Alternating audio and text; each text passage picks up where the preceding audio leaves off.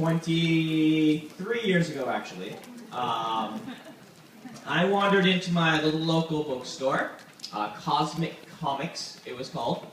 They sold science fiction paperbacks and comics, and also magic cards, and so it was like my home.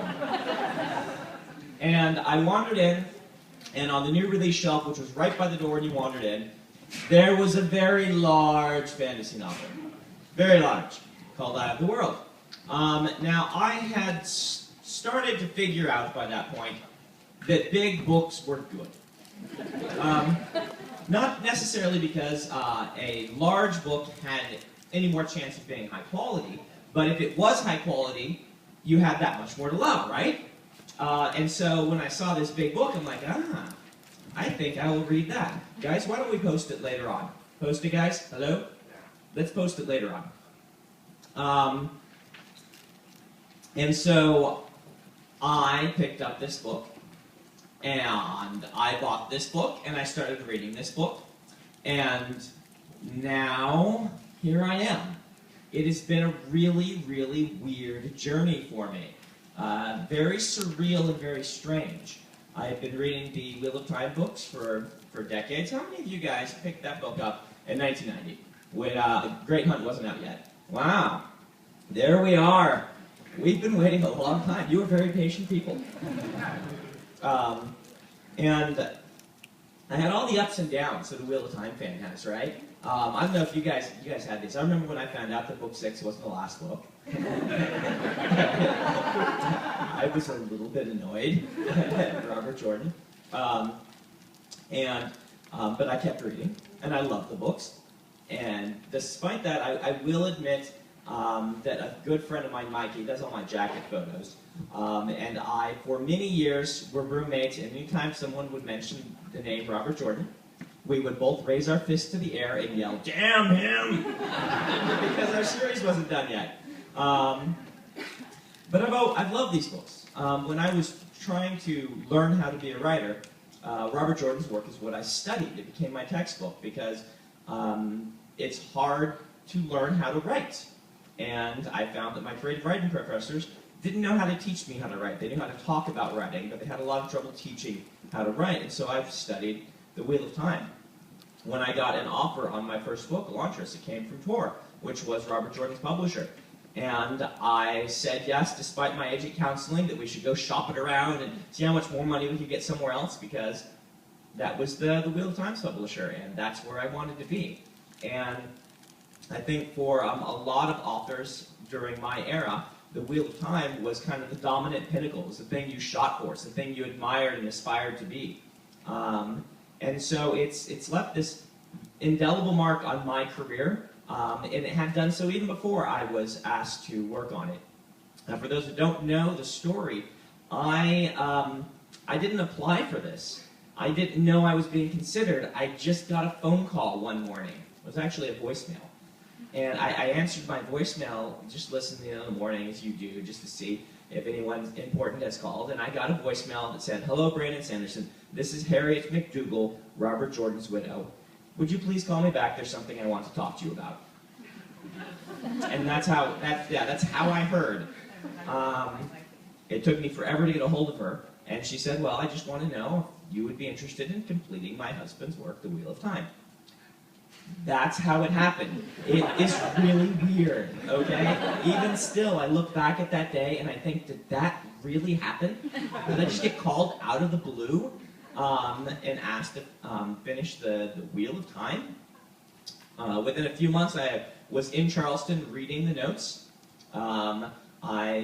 Robert Jordan left about 200 pages of specific notes for this book. That includes written material. In some cases, it includes a lot of dictations.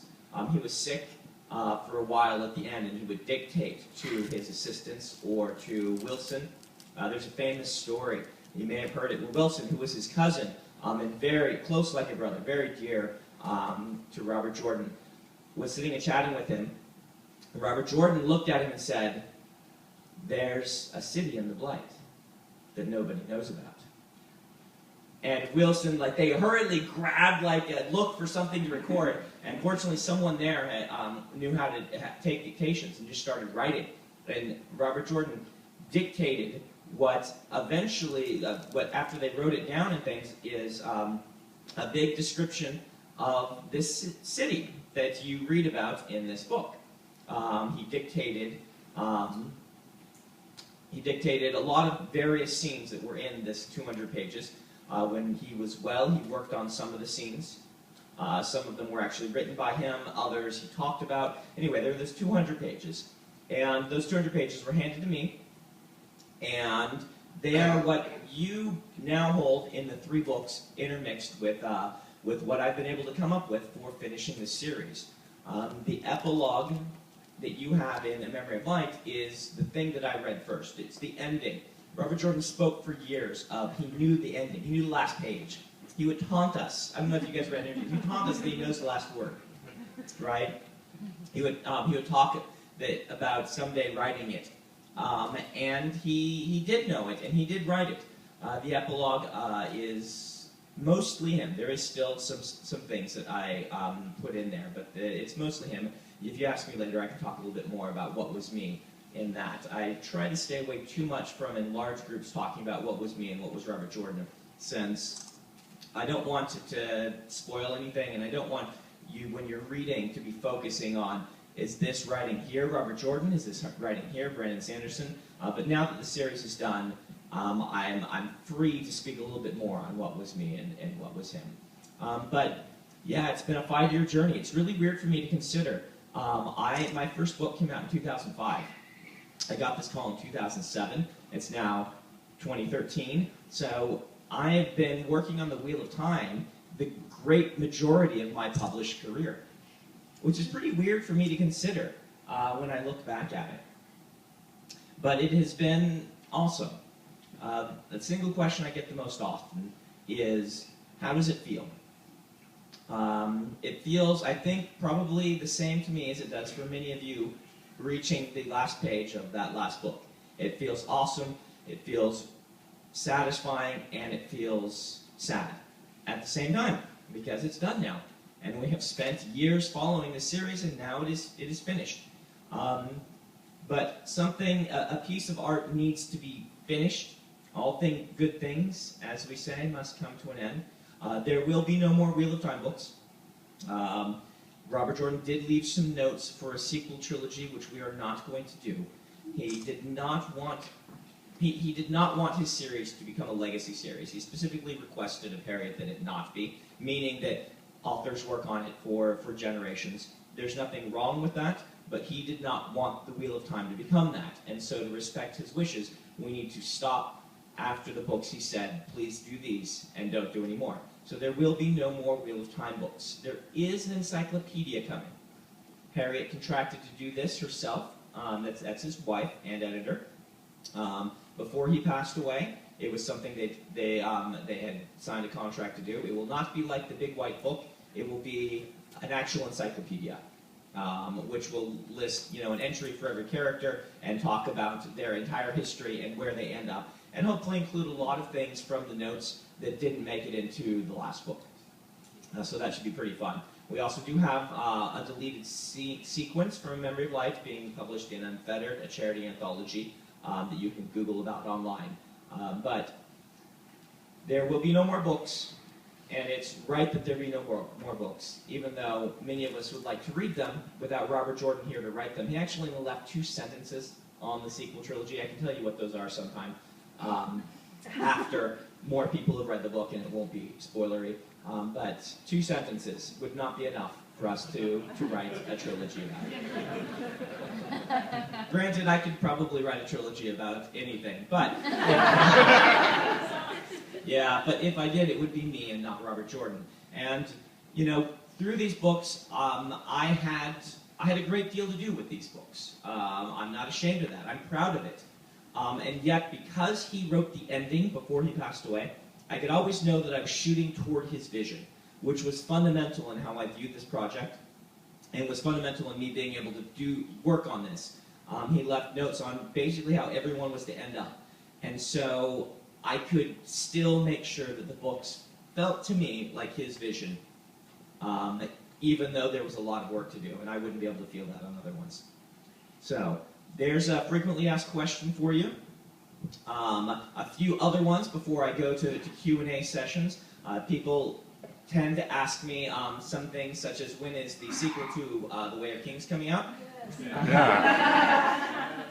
Sequel tour put it on their schedules for November 12th, I think, of this year. So I need to be working hard. I certainly hope I can meet that. Otherwise, they're going to be mad at me. So that's so it is my next major project. Following that, I will probably do a sequel. I can do this. It's fine. Following that, I will probably do a sequel to Alloy of Law, and then continue with the Stormlight Archive.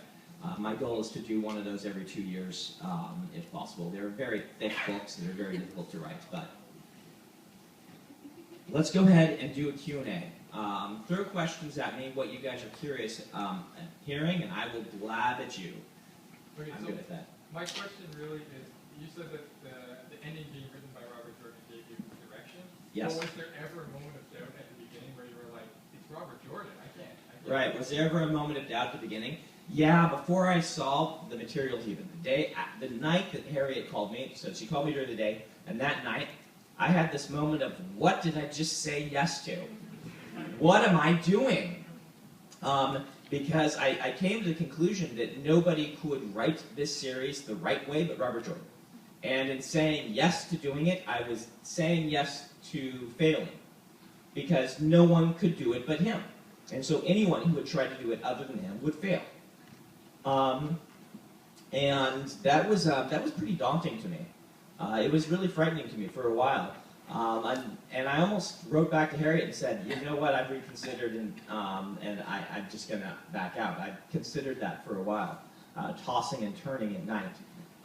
At the end of the day, I decided, you know, I've said this many times before, but there's like, if you draw like a circle that includes pretty good fantasy writers, I'm not the best writer in this circle. If you draw a circle over here that is big Wheel of Time fans, I guarantee I'm not the biggest Wheel of Time fan in the circle.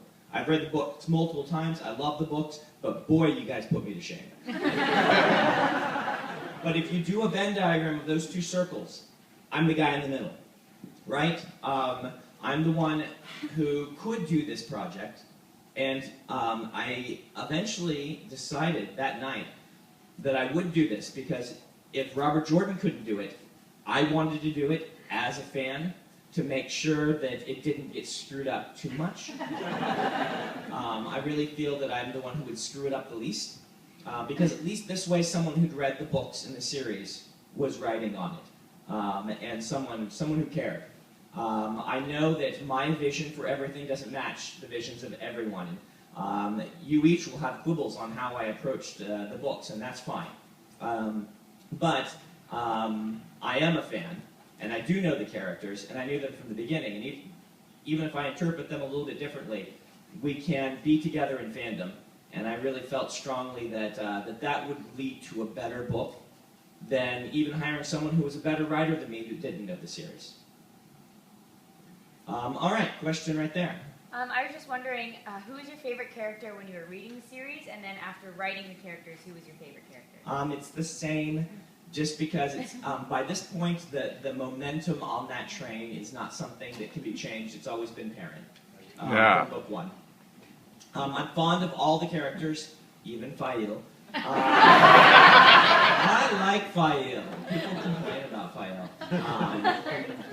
Fael. But, yeah, I've always, you know, from book one, I latched on to Perrin, and the Siege of the Two Rivers, just so awesome.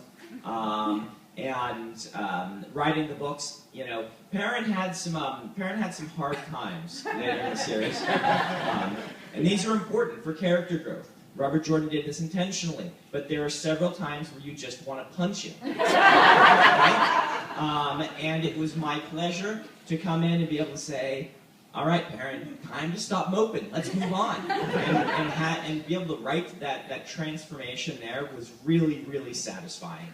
as a Perrin fan, to the point that I wrote too much Perrin. And Harry at one point had to say, "Brandon, let's scale back. This isn't the Perrin show. He's one of the characters. But let's not make it all about Perrin." And I'm like, "Okay, I suppose everyone else can be in the book too." But yeah, so it was Perrin.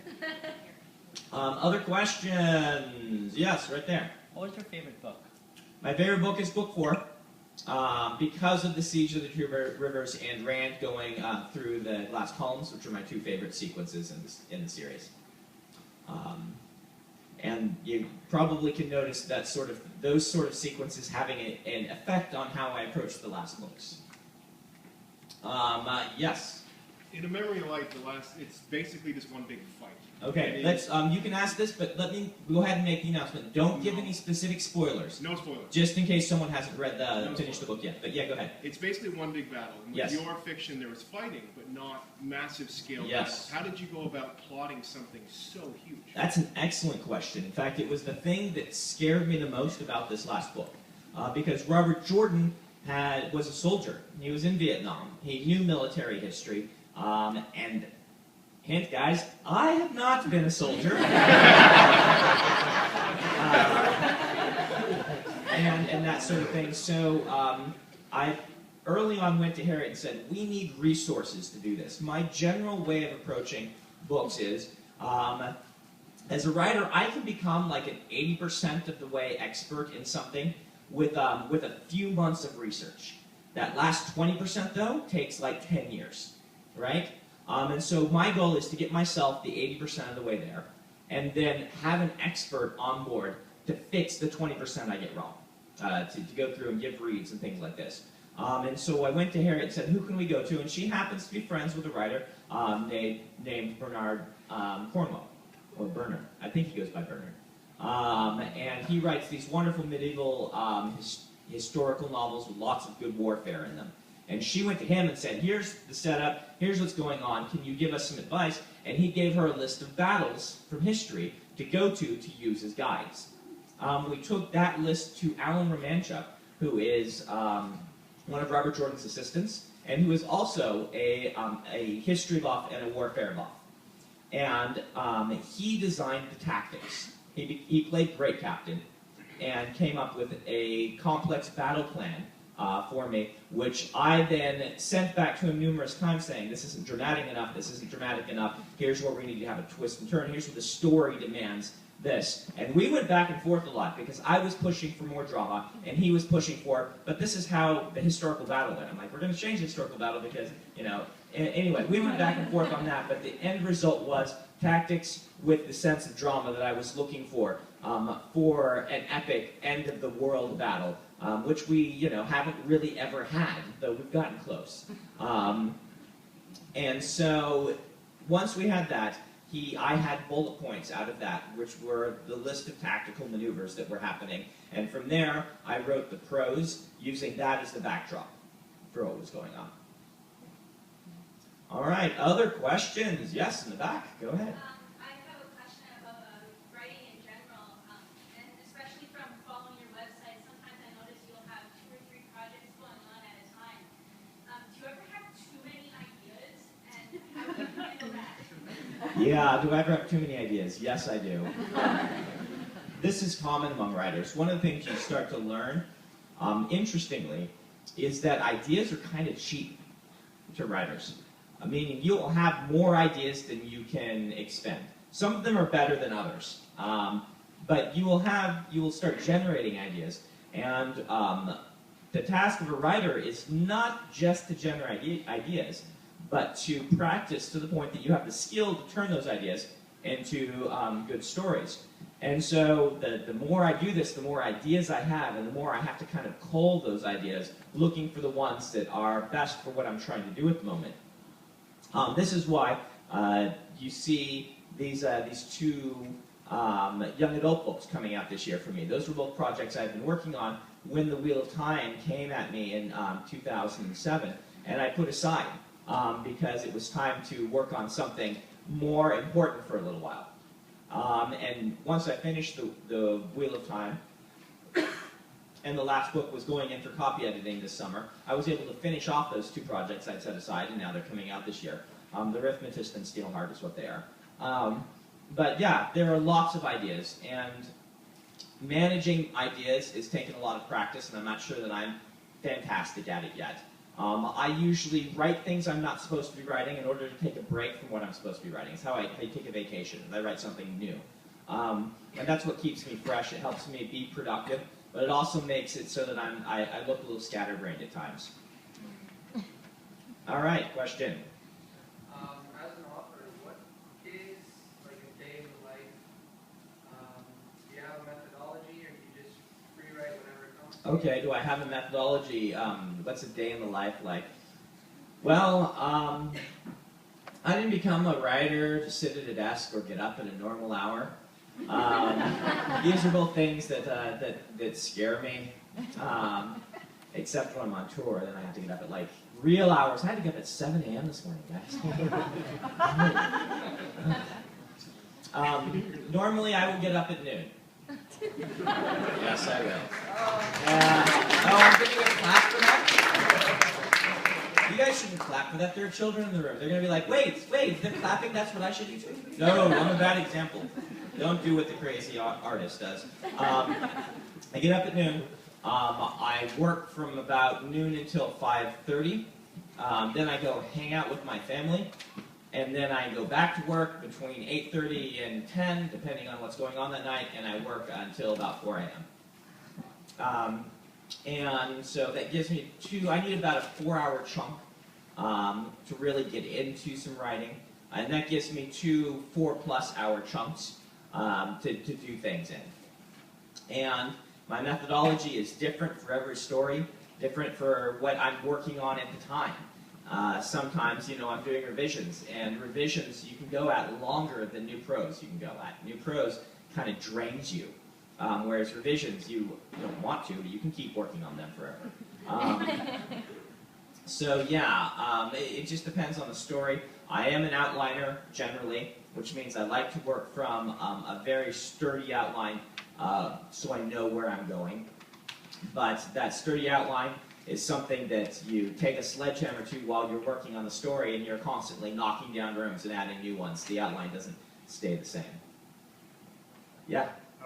You knew that Robert Jordan's health was failing. How come, did he ever try to engage any other writers or kind of collaborate, or was he kind of just holding it to himself right up until the end? Yeah, he held it to himself right up to the end. He just didn't. And there's a couple of reasons. Talking to Harriet, I didn't know him, but Harriet was able to talk about some of these things.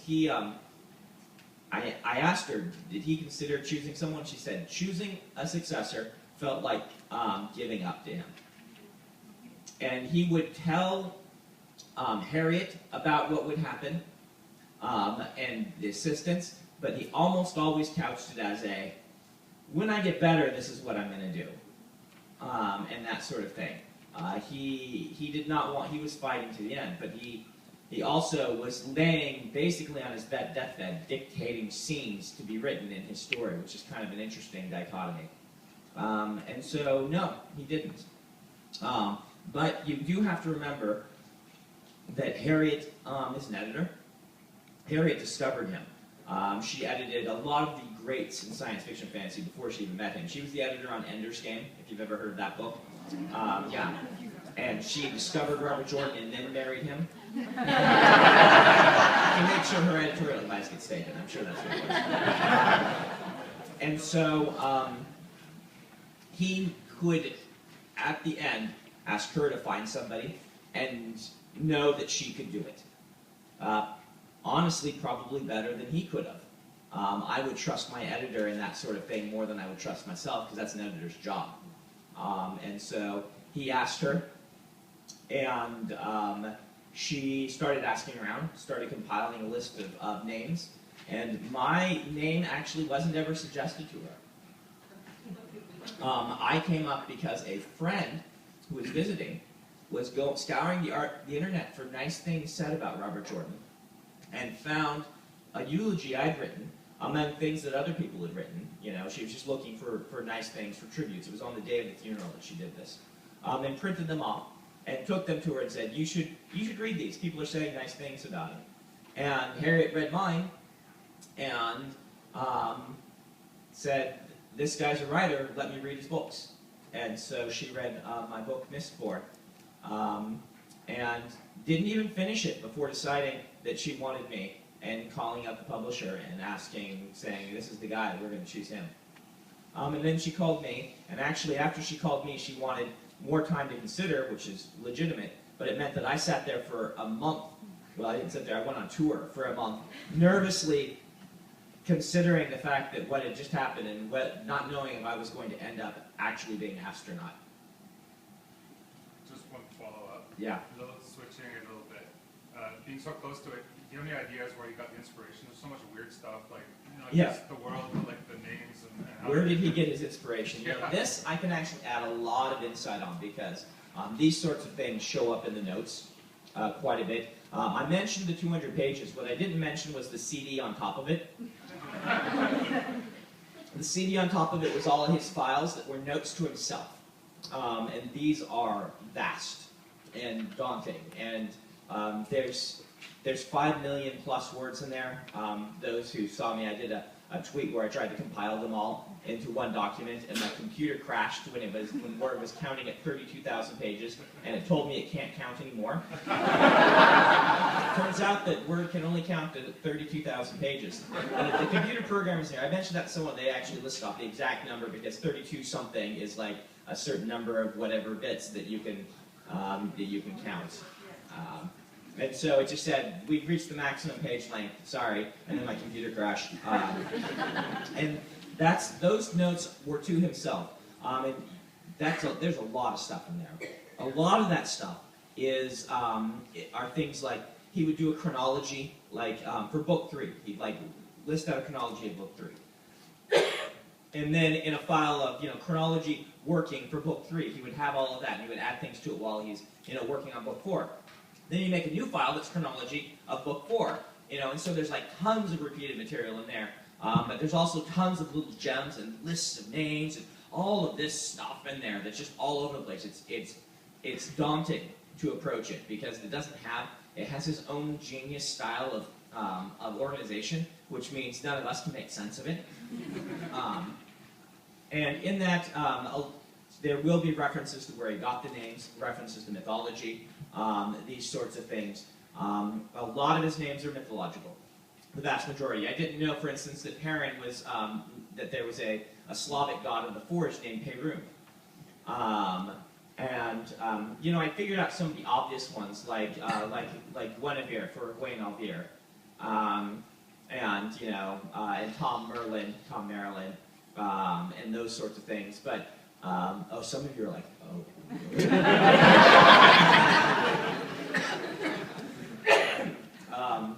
Thor. Some of them are fairly obvious. Some of them are less. Nynaeve is Nineveh. Nineveh. And Aes Sedai is Sidhi. Can someone pronounce that? It's Gaelic. She. Do you say she? Anyway, the Fae folk in Gaelic is spelled like Sidhe or something like that, and that's where Aes Sedai came from. Angreal is the Holy Grail, the Grail, things like that. But a lot of them actually came from, he was trying to indicate that this was our world and the past or the future, maybe. And so he would use the names of people he knew. He would use the phone book, Harriet said, where he would just troll through the phone book trying to find names. There is an Ogier Street in Charleston. And I passed Harriet was driving, and I looked over, I'm like, ah! And she was smiling on the side, wondering if I would notice Ogier Street. And so she actually told me once, like, his bottle of medicine gave a name, and I can't remember what that is, but you can find that in the interview database. And like his washing machine brand became another name. He was just grabbing names wholesale like a thief everywhere he could find them. In order to give those names that had a feeling of something you remembered or knew but couldn't quite put your finger on, that's what he wanted. And that's where a lot of the names came from. Thank you. Mm-hmm. Yeah. I'm just wondering, is there a complete prophecy of the dragon? Is there a complete Prophecy of the Dragon? There actually isn't. I'm sorry. I wish that there were, but there isn't a complete one. He did not want to nail it all down just in case he needed to add something to it. This is a writer trick that we do, and if he did write it all down or have it all in his head, it's not in the notes. Sorry. All right, right back there. In your original works, you create worlds that are so intricately detailed. What is the process for the world building in terms of, like, how much world building comes before you come up with more of the plot details? Okay, it's a good question. How much world building do I do before plot and things like this?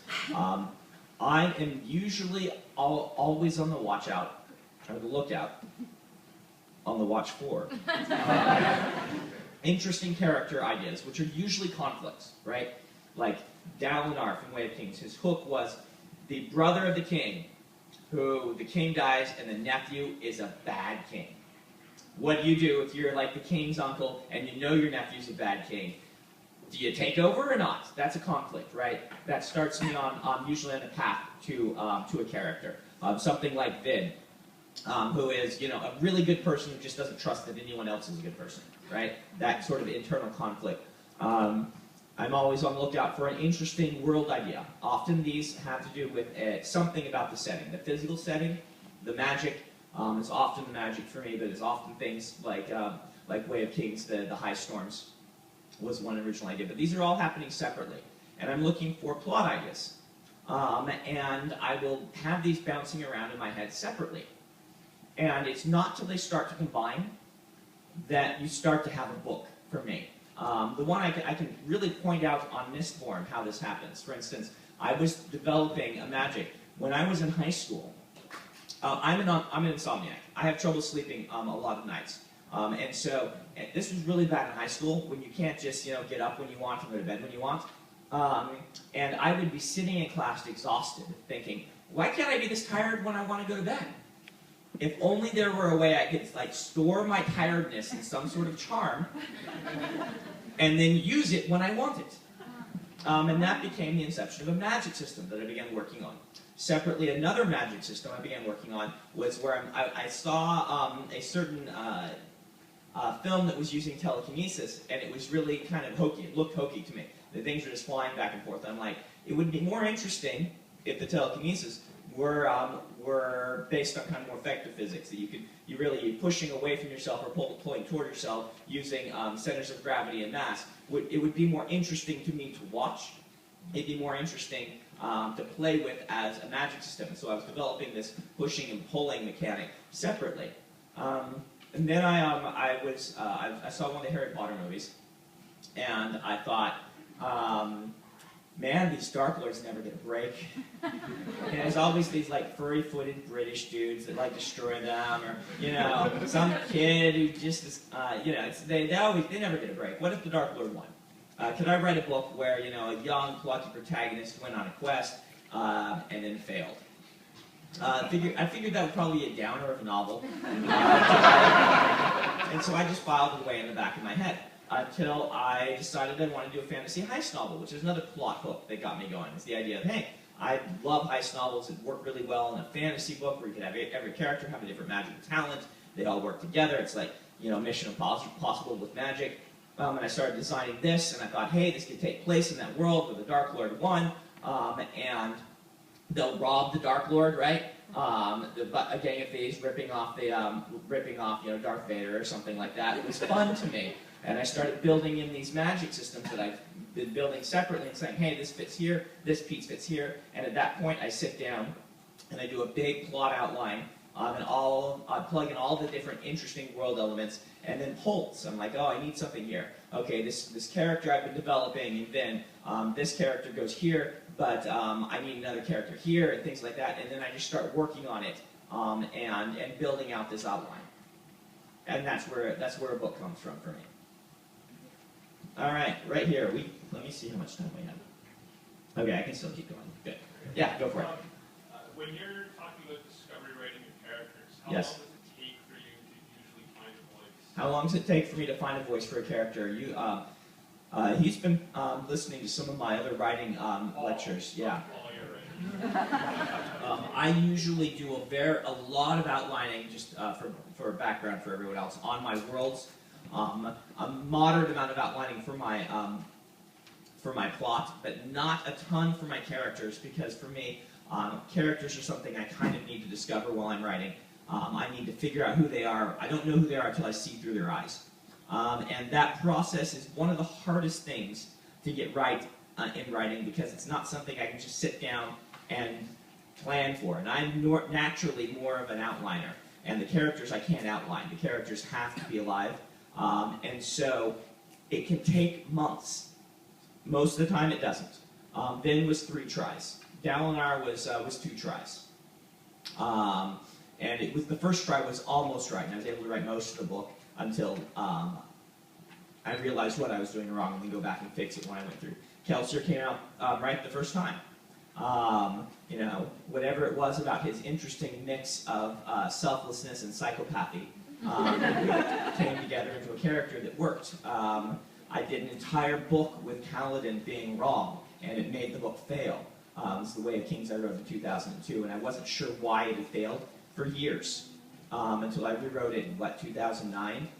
So it took me 7 years to figure out why that book had failed. And so it can take a long time, and if a book is failing for me, it's almost always because of a character like that, because the character's the more organic part of it. And it's the one I have the most trouble telling people how I do it, because it just happens. And I like to let it happen, because I feel that as an outliner, the biggest danger my books could have would be me writing the characters to be too stiff and lifeless. Because if you plan everything out for a character, I feel that that's the result you get. So I try to allow myself to be more spontaneous with them. All right, way in the back, sir, you've been raising your hand a bunch of times. When you actually got to sit down and read your book, Yes. what was your reaction? I was really satisfied. The background of this is I said yes to Harriet, not knowing how much was done on the book. I didn't know if there were 3 chapters left to write, or if basically the entire thing still had to be written. I had no idea. I did ask her about the ending, and she did say, yes, the ending is done, like you always say, because I'd known that. But she couldn't tell me anything more until I'd signed an NDA and everything. And so I entered into this sight unseen, and I didn't know what I was getting myself into.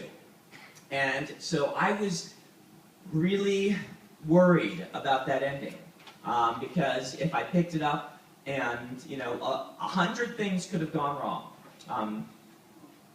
And I picked it up and read it, and as a Wheel of Time fan for 17 years at that point, I let out a huge sigh of relief and said, it's the right ending, it's a good ending, we're going to be okay. And that was like one of the most relieving moments in my entire life, was knowing that the ending was a good one. Now, the ending is somewhat ambiguous, and he did not explain it even to me or to Harriet. I have my own theories, but he didn't leave a lot of explanations for some of the things that happened there. But I did feel personally, as a fan, that I really liked the ending, and that was what I said earlier is what made this whole project possible. Yes. So if you had to sign a non-disclosure agreement, Yes. you obviously couldn't have discussed this with very many people, if at all. Right. As a writers, I'm sure, talk to their fellow friends and get some input and comments and so forth. How did you feel doing this, knowing that you were a little bit of a life raft on the ocean? That was difficult to get used to. I've used my writing group quite extensively throughout my career, and so no longer having them as a resource was frightening. But I did have Harriet, who had edited the books from book 1.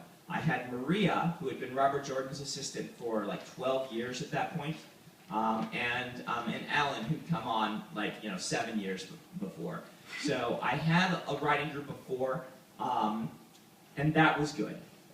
It wasn't me alone on the life raft, fortunately. One of the reasons I pushed strongly to allow what we call a beta read, we brought on several people from fandom that I felt could read the books early and tell us where we were going wrong. I pushed strongly for that for this very reason. And so each of the books saw a beta read. The first one got the most extensive beta reader involvement. And they were extraordinarily helpful in all 3 books. But yeah, it was kind of weird. All right, let's go right here. What was the process between finishing Elantris, sending the manuscript out the door, and getting accepted for it? The process between finishing Elantris, sending it out the door, and getting accepted by Tor, it was much longer than you probably think it was. I wrote 13 novels before I sold one. Elantris was number 6, and it's the one that sold first. And it was also the one that was on draft number 7, as opposed to the rest, which I was sending out at draft 3 or 4. Elantris getting published there were a bunch of things going on. One was I finally started figuring out how to revise, which was something that took me a long time. It was the biggest hang-up I had. Number 2, I had gone to, it was actually World Fantasy Convention in Montreal, so it was in Canada. Yes, I own Canada. I went to the World Fantasy Con, and I had been going to conventions pretty extensively for about 2 years to try and network. And I met Moshe Fader, an editor from Tor there, and we hit it off at a party. You know, there's like a dozen of them every night at World Fantasy, just in some hotel room where everybody's sitting around and chatting about the industry and stuff. And I spent a long time chatting with him, and he said, "Go ahead and send me a book." It took him 18 months to read it, but I did get that contact. It was me really starting to understand how to approach the job as a professional, which meant that I was presenting myself professionally. I was writing as if I were a professional who just wasn't being paid yet. And it was me deciding I was going to keep writing books, even if I never got published. I feel that was a very important moment for me, where I decided I'm doing this for me. If I have 70 unpublished novels on my floor, the day I die, and the only people who have read them are my family, then I'm still going to be okay with that. And those things together were what happened. And he did end up reading the book 18 months later. I don't know if you heard the story, but I had moved since then, and my email had changed, and my phone number had changed. So he read like 200 pages of Elantris, wanted to buy it, couldn't find me. Ended up getting my BYU grad student page and finding my new phone number and calling and hoping it was me. And that one I got as a voicemail too. So check your voicemails. So. All right, let's do 2 more. Question right here. Did you have a problem not tinkering with the magic? Did I have a problem not tinkering with magic at the Wheel of Time? Yes, and was there any kind of Terran Real or spell that you really wanted to keep in that was really cool that just didn't make it? Terran Grail or Weave that I wanted to keep in but didn't make it. There are a few things I decided going into the project, even before I arrived at Charleston and saw the things, a few decisions I made. One of the big decisions I made was that I could not approach the Wheel of Time wanting to fix it. Because I was a fan for all those years, and I had my pet peeves, as we all have. And my job had to be to try to view the books as I feel Robert Jordan would do them, and not to say, well, now I can fix the Wheel of Time. Does that make sense? Like that mindset change? It was a very important mindset for me. As part of that, I decided I can't change his magic to something more like mine. It was a restriction I placed on myself. I gave myself 2 outs before I even arrived. Number 1 was I was going to let myself play with the World of Dreams more extensively because anything can happen there, and I felt like it was a place where I could push boundaries. And the other one was Gateways, which I think logistically what they can do. I could push I could push what people had done with them in the books, and it would be logical rather than me taking over. It would feel like what people in world would do. On the flip side, I told myself, don't invent a lot of new weaves. Stay away from trying to invent too many new additions to the magic, and focus on what's already there or what's in the notes. And those were kind of restrictions and things I put on myself, knowing myself as a writer and wanting to try and maintain Robert Jordan's feel while still having my touch on it, but maintaining his feel. All right, last question, right over here. Are there any of your novels that you would like to see turned into a movie, or is there a specific one that you'd like to see really done so? Is there any of my books that I'd like to see made into film? You know, of course, my generation, I guess all of us, grew up with lots of films and how cool it is, and we have special effects in modern day, and you can do fantasy movies now, where once you really seemed like you couldn't, at least not without a heavy cheese factor. I would love to see it done, and at the same time, I like to avoid the mindset that an author hasn't made it until a film's been made, because the highest form of the art I'm trying to do is writing books, and I'd love to see things go into other mediums and see what happens with them. I would love to be involved, but I can't let that become my focus. I've seen that happen to writers, and they go off and they go to Hollywood to make films and then stop writing books, and I don't want that to happen. This is my true love. I want to write books. And so, yes, I will work on it. I've sold rights on pretty much everything in one form or another, and I'm working with producers, and I'm trying to get things made. But I don't have, if it never happens, I'll be fine. Does that make sense? All right. We're going to do a couple of things here before I give the microphone back. The first one is, I want to give a thank you to the booksellers.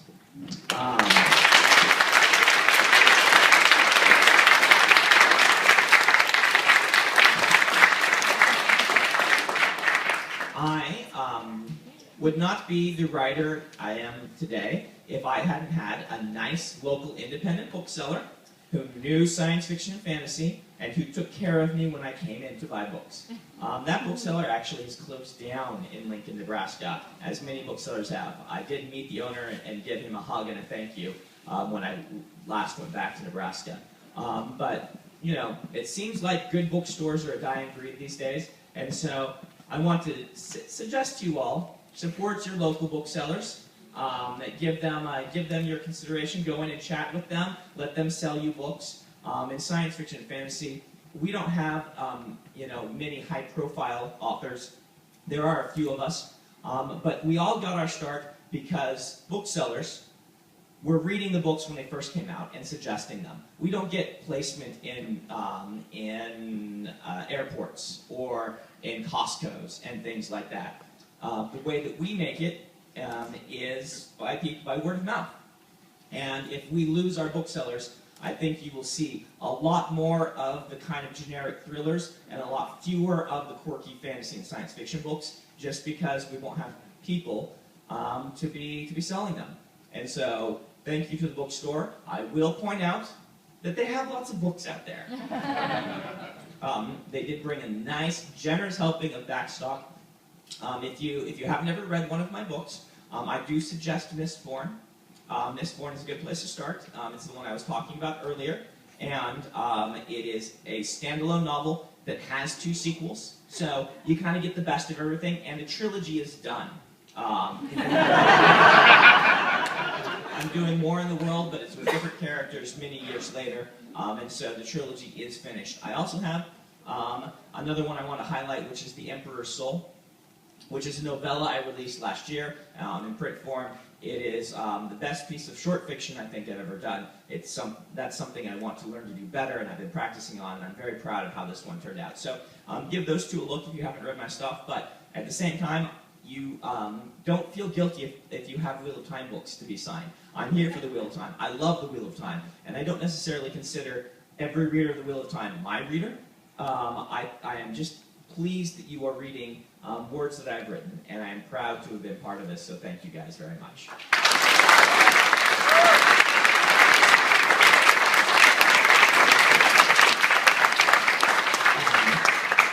I have been ending every one of these Q&A sessions by doing the same thing. I'm going to read from you 1 paragraph of the new book. Just 1 paragraph, but it's a paragraph you'll recognize. Can I borrow that, Matt?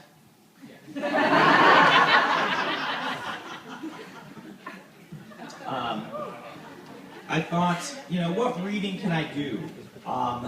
What could I read that would be meaningful? And I realized that if I were here and Robert Jordan were reading, the thing I would want to hear is the thing that started it all, which is the paragraph that is basically the same in every Wheel of Time book. And it's the last time to really hear a reading from the Wheel of Time, and so I thought it would be nice to have this paragraph read at the readings. So we'll do this, and then we will get to the signing. The Wheel of Time turns, and ages come and pass, leaving memories that become legend. Legend fades to myth, and even myth is long forgotten when the age that gave it birth comes again. In one age, called the Third Age by some, an age yet to come, an age long past, a wind rose in the mountains of mist. The wind was not the beginning. There are neither beginnings nor endings to the turning of the Wheel of Time, but it was a beginning. Can I ask you to read the last sentence too? No, I can't. That might spoil it, so we're going to stay away from that. But thank you there very much, and we will now go to the signing.